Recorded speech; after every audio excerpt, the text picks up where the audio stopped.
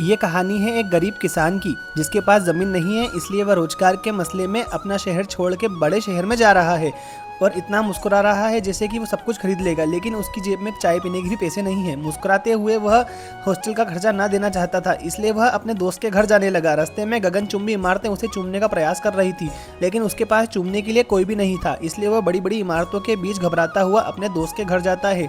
दोस्त फ्री में रुकने के लिए मना करता है और बोलता है कि मुझे चाय पिला कर ला, इसलिए कपड़े बदलकर सीधे हम चले जाते हैं चाय पीने के लिए। लेकिन उसे क्या पता कि हमारी जेब में तो पैसे ही नहीं है, इसलिए वह मुस्कुराता हुआ हमें लेकर जाता है। लेकिन जब उसे पता चलता है कि हमारी जेब में तो पैसे ही नहीं, इसलिए उसका मुंह नाराज जैसा हो जाता है। देखिए कितना गंभीर हो जाता है दोस्त, क्या ऐसे ही दोस्त होते हैं? ये दूसरा दोस्त अलग ही गम में डूबा हुआ है। अगले दिन थक हार कर हम चल जाते हैं इंटरव्यू के लिए गंगाधर का शक्तिमान बनकर, ताकि हमें कोई नौकरी दे दे।